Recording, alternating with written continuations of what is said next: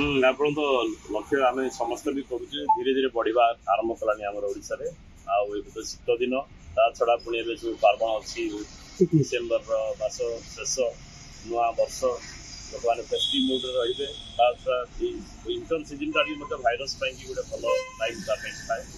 ତ ଆମମାନଙ୍କୁ ସଚେତନ ହେବାର ବର୍ତ୍ତମାନ ଟାଇମ୍ ଅଛି, ଆତଙ୍କିତ ହେବା ନାହିଁ।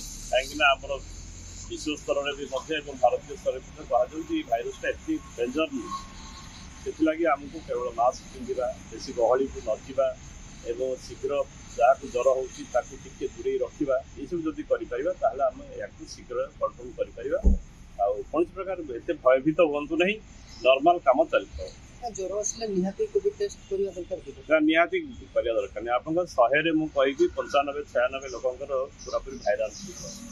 ତେଣୁ ଆଉ ଯେଉଁ 2-4% ସେମାନଙ୍କର ଯଦି 2-4 ଦିନରୁ ଅଧିକା ହେଲା ତାପରେ ସେମାନେ ଆସିକି ମେଡ଼ିକାଲ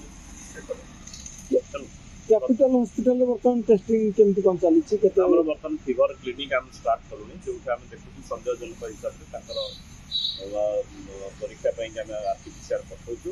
କିନ୍ତୁ ଅଲଗା ଗୋଟେ କ୍ଲିନିକ୍ ଆମେ କରିଛୁ, ଯାହାର ବି ଯେତେ ପ୍ରକାର ଜ୍ୱର ଅଛି ଗୋଟେ ଜାଗାରେ ଆମେ ତାଙ୍କୁ ଏକତ୍ର କରିକି ବିପଦ ରହୁଛି କି ବର୍ତ୍ତମାନ ଯେଉଁ କୋଭିଡ ଅଛି ବିପଦ ରହୁଛି? ମୁଁ ଆପଣଙ୍କୁ କ୍ଲାରିଫାଇ କରିକି ପ୍ରଥମରୁ କହିଲି ଯେ ଏଇଟା ଏତେ ଭୟଙ୍କର ଇଏ ନୁହେଁ ଏଇଟା ଦିନଟା। ତେଣୁ ଆମେ କୋଭିଡ ଯେତେ ପ୍ରଥମ କୋଭିଡ ଯେମିତି ଓମିକ୍ରନ୍ ଡେଲ୍ଟା ସେ ଟାଇପ୍ର ଏଇଟା ନୁହେଁ, ତାର ଗୋଟେ ସବ୍ ଭେରାଇଟି ଅଛି।